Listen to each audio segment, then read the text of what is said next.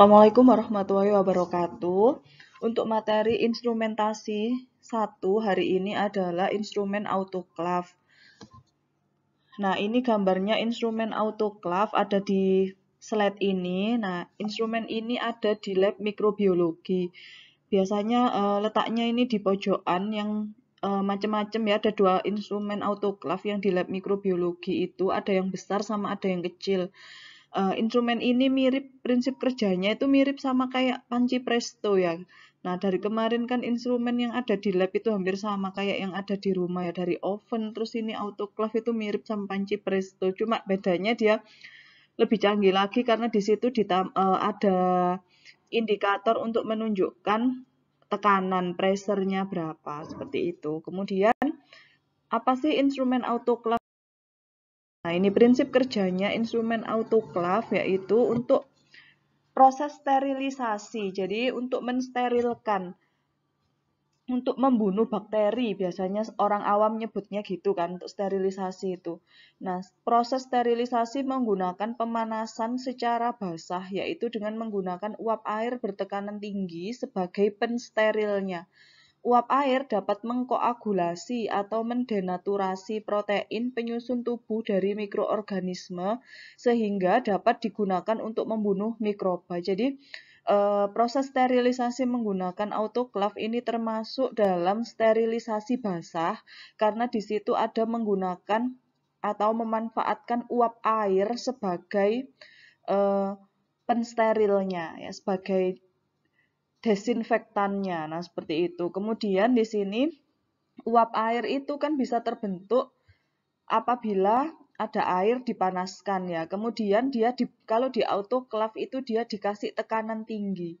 Nah, tujuannya apa? Tujuannya kok menggunakan uap air? Karena kalau pakai uap air ini denaturasi protein dari mikroorganisme itu dapat berlangsung lebih cepat. Seperti itu. Jadi biasanya autoclave ini digunakan untuk mensterilisasi alat-alat gelas.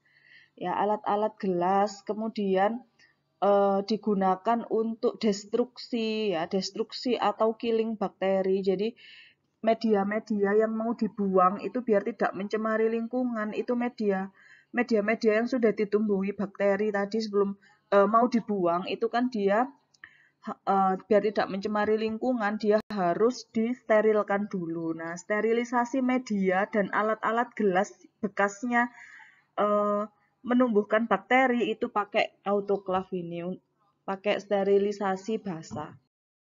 Kemudian, nah di sini nih gambarnya ya, tadi sama kayak yang di depan, air mendidih menjadi uap. Jadi di dalamnya autoclave ini prinsipnya itu kayak kalau di rumah itu panci presto atau dandang ya, kayak dandang gitu. Kalau misalkan pernah lihat box sterilisasi untuk yang peralatan makan bayi itu juga sama prinsip kerjanya seperti ini. Jadi memang tujuannya untuk mensterilkan menggunakan uap air ya. Jadi dalamnya itu diisi sama air ya. Yang dimasukkan adalah air aquades. Kalau bisa hindari penggunaan air keran biasa atau air keran yang tanpa difilter.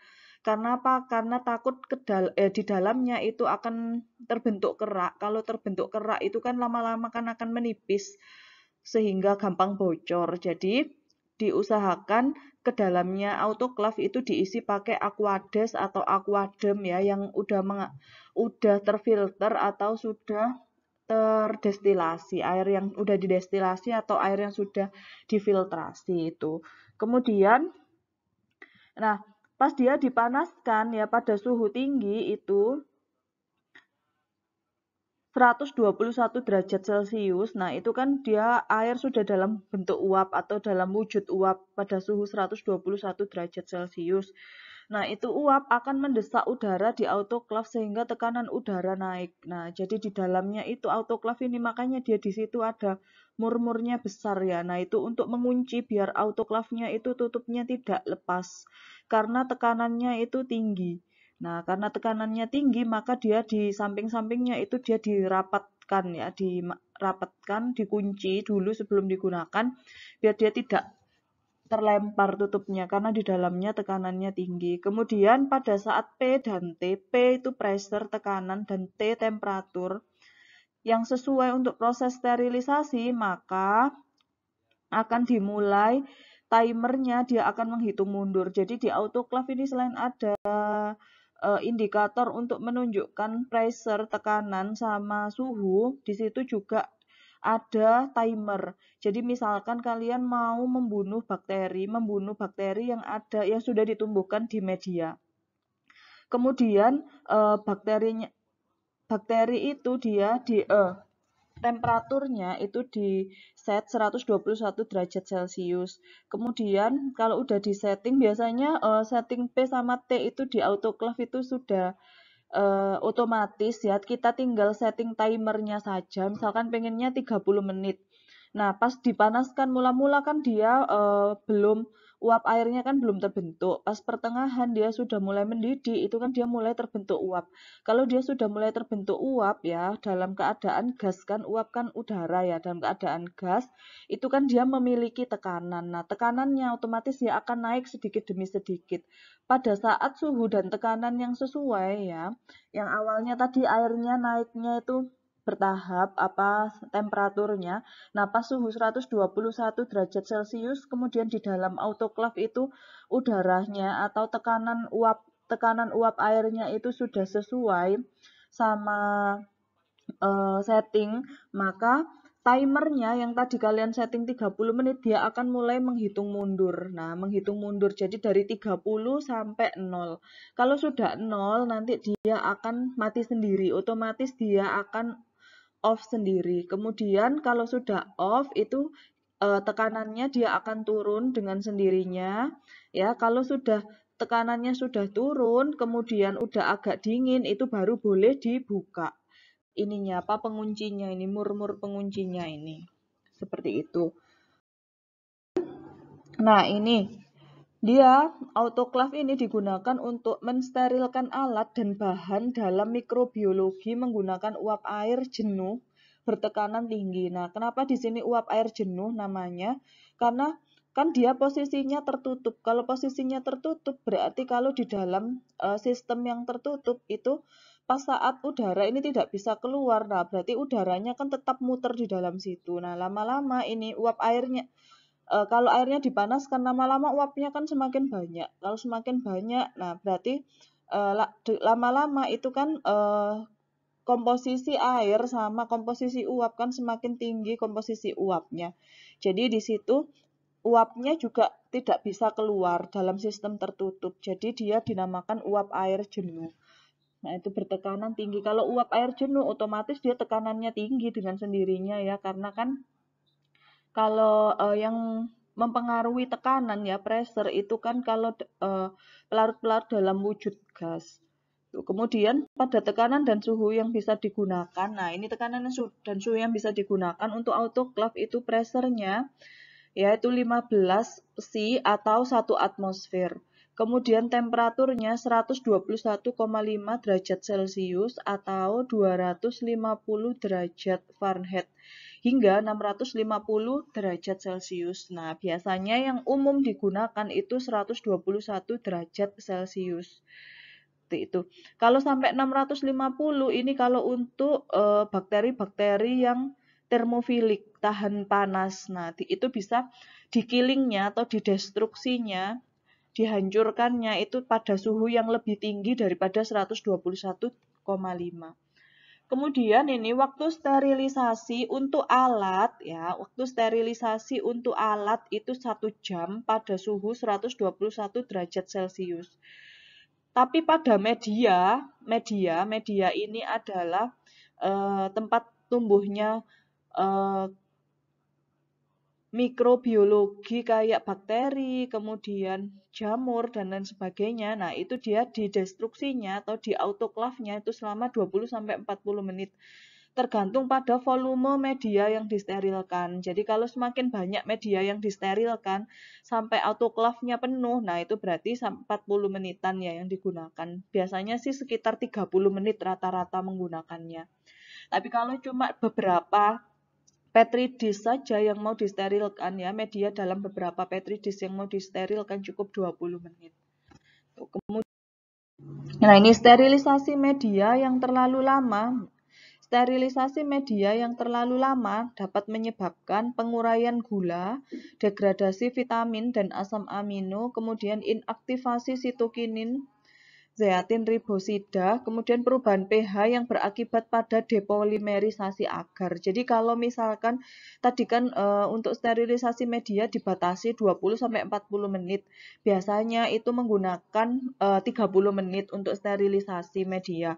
Nah, kalau sterilisasinya terlalu lama itu kan medianya nanti juga rusak. Meskipun mau dibuang ya, ini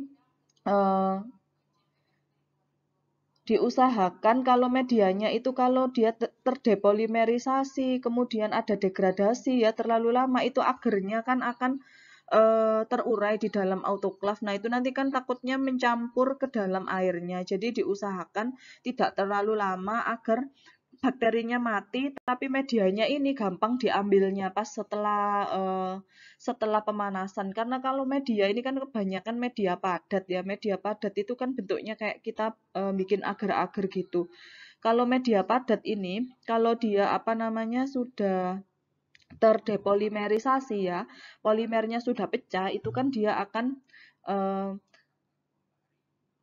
kayak kayak plastik yang terurai gitu. Nah, kalau misalkan media padatnya ini dia belum terdepolimerisasi di setting tadi suhu 20 sampai 40 menit waktunya, itu kan dia medianya masih dalam bentuk gel, masih gelling. Kalau gelling setelah di autoklaf ya, setelah disterilisasi itu kan bakteri yang di dalamnya mati, tapi medianya ini gampang diambilnya untuk dibuang seperti itu. Kemudian bila ada kelembapan atau kenapa kok pakai autoklaf, sterilisasi basah tidak dilakukan sterilisasi kering saja. Nah, ini ada alasannya karena kalau sterilisasi basah di situ kan keadaannya lembab karena ada uap air, sehingga bakteri itu akan lebih mudah terkoagulasi. Terkoagulasi itu dia terkumpul ya. Kalau terkoagulasi ini biasanya kita lihatnya proses koagulasi ini, contohnya putih telur itu yang kalau kena panas itu kan dia akan menggumpal. Nah, ini sama bakteri itu kan tersusun atas ini ya protein-protein yang tersusun pada DNA RNA-nya, sehingga dia kalau dipanaskan DNA atau RNA-nya tadi itu dia akan terkoagulasi. Kemudian dia dapat rusak pada suhu yang lebih rendah daripada kondisi yang kering. Jadi dalam keadaan ada air ya, kelembapannya tinggi, itu dia terurainya atau sel-sel bakterinya itu dia dapat rusaknya pada suhu yang lebih rendah daripada dia pada kondisi yang kering. Kemudian denaturasi dan koagulasi protein esensial organisme. Nah, kalau dia pada uap air itu dia koagulasinya tadi kan juga lebih mudah untuk protein-protein esensial pada organisme. Gampangannya gini, kalau protein itu ya kalian lihat kan yang putih telur itu. Nah, kenapa kok telur itu kalau kan dia untuk memanaskannya itu kan direbus kan, tidak di oven. Ya, telur yang utuh, telur yang masih ada cangkangnya. Nah, itu dia kan lebih cepat terkoagulasi pada saat dia ada kelembapan uap air ini. Seperti itu. Kemudian prinsip kerja. Nah, di sini ada kombinasi tekanan dan suhu dan waktu sterilisasi dengan menggunakan autoklaf. Jika kalian setting tekanannya itu 1 atmosfer, kemudian suhunya 121,5, maka waktu yang dibutuhkan untuk spora, ya spora ini kalau misalkan pada jamur, kamir itu kan dia sporanya ini bisa mati, bisa tahan panas sampai 12-15 menit. Maka dari itu kita gunakan suhu yang lebih tinggi, yaitu sekitar 20 menit untuk dia mematikan seluruh atau mengkoagulasikan seluruh protein, ya, mendenaturasikan seluruh protein yang ada di dalam mikroorganisme itu.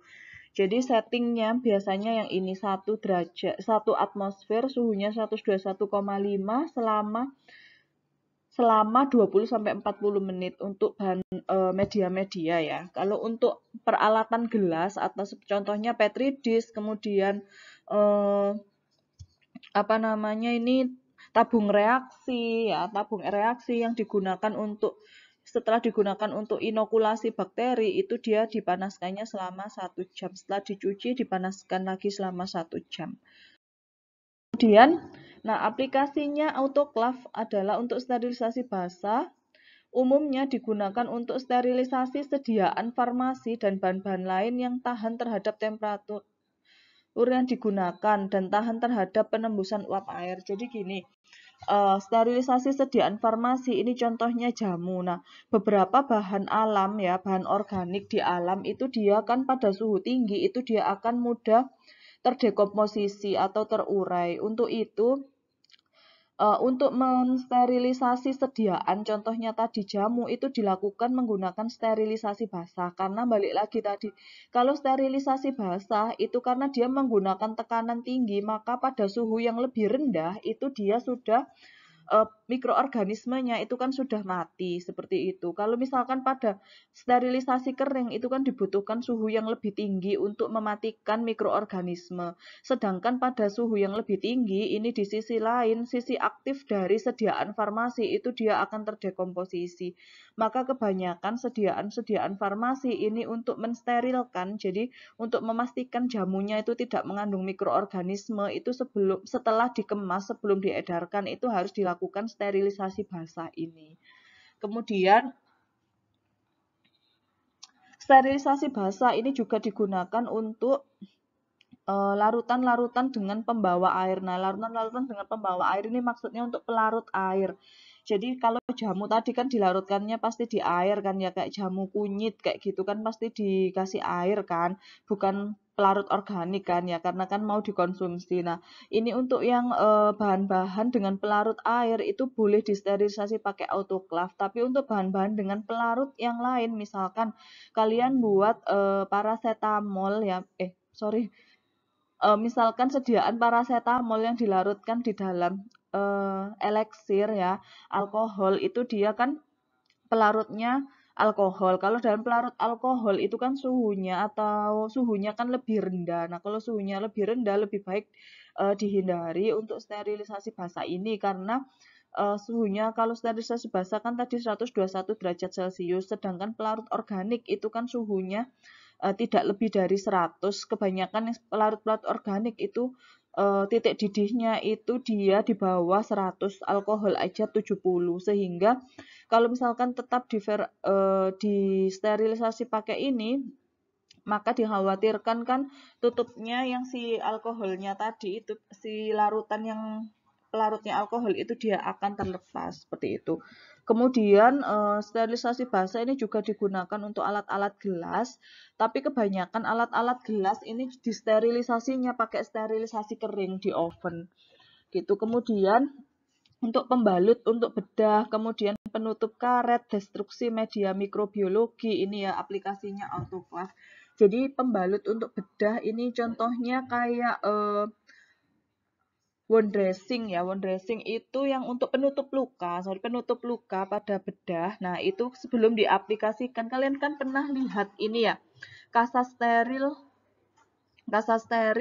ada yang kasa non steril. Itu kasa steril yang dibungkusi satu-satu. Nah, itu sudah disterilisasi. Kemudian ini penutup-penutup karet. Kalau penutup karet dilakukan sterilisasi kering, itu kan suhunya kan lebih tinggi ya daripada sterilisasi basah. Kalau sterilisasi kering karena suhunya lebih tinggi, karetnya ini kan lebih mudah mencair, dikhawatirkan seperti itu. Jadi dilakukan sterilisasi basah dengan suhu yang lebih rendah. Kemudian tadi destruksi media mikrobiologi yang penjelasannya sebelumnya tadi, tujuannya kalau ada uap air itu dia protein dari RNA DNA-nya bakteri atau mikroorganisme, spora dan lain sebagainya itu dia akan lebih mudah terkoagulasi dan terdenaturasi. Yang nomor 4 ini ya, klep pengaman yang nomor 4 ini dia dibiarkan terbuka, tapi klep pengaman yang nomor 9 ini dia harus ditutup. Kemudian pastikan sudah terhubung dengan arus listrik. Kalau sudah terhubung sama arus listrik, kalian tekan tombol timer ya, waktunya diatur. Kemudian tekan tuas on, jadi nyalakan, baru dinyalakan. Setelah diatur timernya terus dinyalakan. Kalau sudah dinyalakan, dia otomatis kan dia menyesuaikan dengan temperatur. Pressure sama timernya itu sudah sesuai, maka tombol timer. Tuh, kemudian apabila air sudah mendidih, ciri-cirinya itu kalau dia temperatur sama pressure-nya sesuai, itu dia akan berbunyi ya, airnya sudah mendidih. Airnya sudah mendidih. Nah, itu kalian tutup klep pengaman yang masih terbuka. Jadi kalau tadi itu sebelum airnya mendidih, klepnya kan salah satu dari klepnya itu kan masih dibuka. Nah, kalau sudah airnya sudah mendidih, itu klepnya ditutup biar tekanannya itu dia naik. Kalau tekanannya naik, kalau masih dibuka kan tekanannya nggak bisa naik karena kan uap airnya tidak bisa jenuh di dalamnya. Nah, kalau sudah klepnya ditutup, tekanannya naik, otomatis timernya akan menghitung mundur. Kemudian kalau sudah selesai 0 kan dia akan off sendiri, otomatis off. Nah, kemudian kalau sudah otomatis off itu dia akan tekanannya turun. Nah, ditunggu sampai 0 C. Kalau sudah 0, nah baru yang klep pengaman yang penguncinya tutupnya itu dia dibuka. Nah, ini cara perawatan. Kalau sudah cara penggunaan, cara perawatannya biar instrumen autoclave ini awet. Nah, caranya gimana? Harus dibersihkan setiap selesai dipakai dengan menguras airnya. Nah, airnya tadi kan pertama airnya harus aquades atau aquadem atau pokoknya yang udah destilasi, air destilat atau air filtrasi ya, jangan langsung air keran itu. Kemudian kalau sudah selesai, maka autoclave-nya itu harus dibersihkan, dikuras airnya. Nah, di autoclave itu ada kerannya, ada keran untuk menguras air ini. Kemudian kalau sudah dikuras, dia di dalamnya itu dia dilap ya, dibersihkan pakai lap kering, dilap biar dia tetap kering. Karena kalau dia dalam kondisi basah itu kan dia akan lebih mudah untuk berkarat. Kemudian keringkan bagian dalam autoclave dengan lap kering, tutup kembali autoclave saat kondisi bagian dalam autoclave sudah benar-benar kering. Kalau belum kering, dibuka aja dulu biar dia kena angin ya, lebih cepat kering. Kalau udah benar-benar kering, baru autoclave-nya ditutup. Ditutupnya juga jangan terlalu rapat, nggak usah ditutup penguncinya. Cukup ditutup biasa. Kemudian ini ada beberapa hal yang harus diperhatikan dalam penggunaan dan perawatan autoclave. Yang pertama, harus gunakan aquades ketika mengisi air bagian dalam autoclave. Nah, ini bisa aquades, bisa aquadem. Nah, pokoknya yang tadi prinsipnya kalau di air-air destilasi atau air-air yang sudah terfiltrasi. Bisa pakai air galon itu juga boleh karena air galon itu kan sudah ada terfilter ya, ada filternya. Itu asalkan jangan pakai air keran biasa karena kalau air keran biasa itu kan mineralnya banyak, nanti dia akan dapat menyebabkan kesadahan. Kesadahan itu akan menyebabkan kerak di bagian dalam atau bagian dasarnya autoclave. Kalau terjadi kesadahan itu lama-lama dia akan mengikis materialnya autoclave itu, nanti dia akan lebih cepat bocor, seperti itu dikhawatirkan seperti itu. Sama kayak kalau ini ya, kesadahan itu kerak pada panci kalau yang udah lama digunakan untuk masak air. Nah, itu kan ada kerak-kerak, lempengan kerak-kerak itu kan itu dapat menyebabkan pancinya lebih mudah terkikis. Nah, sama kayak gitu. Jadi harus dihindari penggunaan air keran yang tidak terfiltrasi. Kemudian yang kedua, pastikan air berada di atas tanda batas minimum. Jadi ada tanda batas minimum, ada tanda batas maksimum. Jadi dipastikan airnya melebihi tanda batas. Kemudian yang nomor 3, jangan membuka tutup autoclave sebelum tekanan menunjukkan 0. Nah, ini tadi kan ada jarum analog yang menunjukkan pressure kan ya, tekanan. Jadi kalau dia off, otomatis dia akan tekanannya turun.